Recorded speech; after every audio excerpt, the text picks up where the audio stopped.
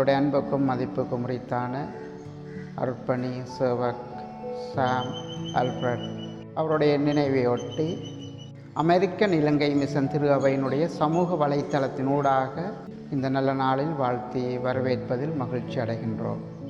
சாமணன் என்று நாங்கள் யாவரும் அன்பாக அழைக்கின்ற அருட்பணி சாமுவேல் தேவரட்னம் ஆல்ஃபிரட் அவர்கள் மானிப்பாயில் 1923ஆம் ஆண்டு பிறந்தார். அவர் அங்கு பிறந்து நவாலி திருச்சபையிலே தன்னுடைய கிறிஸ்தவ விடயங்களிலே அவர் ஆர்வம் கொண்டவராக அந்த சபையோடு இணைந்து செயல்பட்டார்.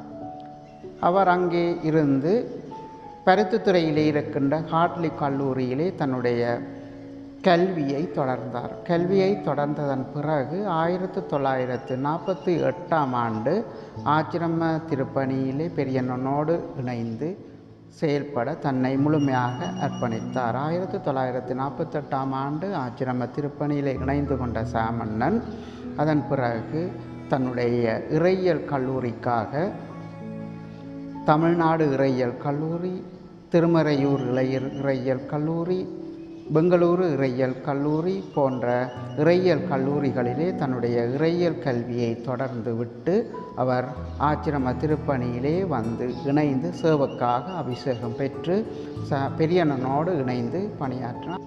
சாமண்ணன் 1960ஆம் ஆண்டு சின்னண்ணனோடு இணைந்து நவாலி திரு அவையிலே டீக்கனாக அபிஷேகம் பெற்றார்கள்.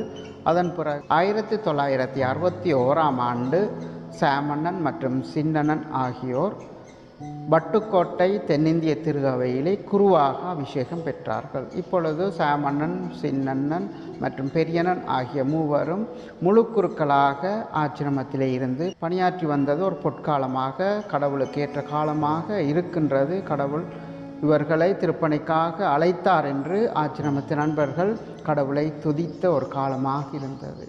அதன் பிறகு 1970ஆவது ஆண்டு சின்னண்ணன் கடவுளோடு இணைந்து கொண்டார். 1973ஆம் ஆண்டு பெரியண்ணன் கடவுளோடு இணைந்து கொண்டார். அதன் பிறகு சாமண்ணன் 51 வருடங்கள் தனியாக இருந்து ஆச்சிரம திருப்பணியிலே முழுமையான திருப்பணி ஆற்றினார். அவர் திருப்பணி ஆற்றிய காலம் யுத்தம் நிறைந்த காலம்.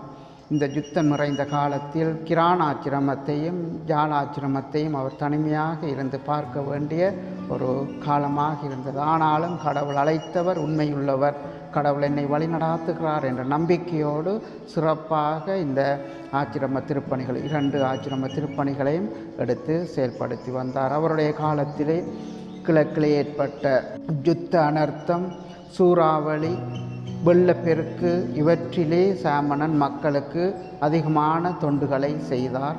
அத்தோடு பலாலி பகுதியிலே இருந்து, மயிலுட்டி பகுதியிலே இருந்து இடம்பெயர்ந்து வந்த மக்களை ஆச்சிரமத்திலே வைத்து சாமணன் சிறப்பான அன்பின் பணிகளை செய்தார்.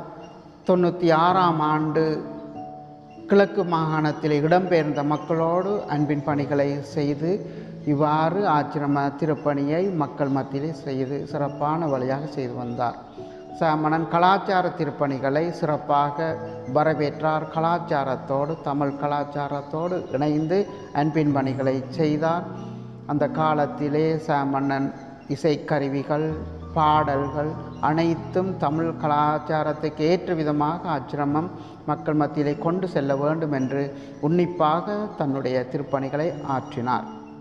அத்தோடு சாமண்ணன் இந்த திருப்பணிகளிலே திரு அவைகளினுடைய ஒன்றிப்பையும் சிறப்பானவையாக அவர் ஏற்று நடாத்தினார். இன்று சாமண்ணனுடைய இழப்பு எங்களுடைய வாழ்விலே ஒரு பெரிய இழப்பாக இருக்கின்ற பொழுதும் அவர் எங்கள் மத்தியிலே விட்டு சென்ற அந்த திருப்பணிகள் சிறப்பானவையாக இன்றும் பேசப்படுகின்றது. சாமண்ணன் தன்னுடைய இறுதி காலத்திலே இந்த ஆச்சிரமங்கள் 2ம் சிறப்பாக மக்கள் மத்தியிலே பணியாற்ற வேண்டும், வருகின்றவர்கள் அன்பின் உறைவிடமாக மக்களுக்கு இருக்க வேண்டும் என்ற உன்னத நோக்கோடு 2 ஆச்சிரமங்களையும் அவர் பெரிதாக அமைத்தார்.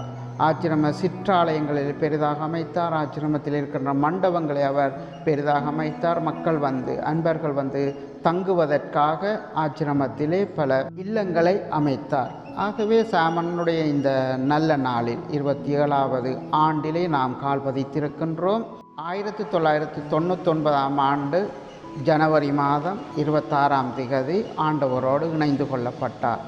அவர் இன்று கடவுளோடு இணைந்து கொள்ளப்பட்டது 27வது ஆண்டு நினைவு நாளாக இருக்கின்றது.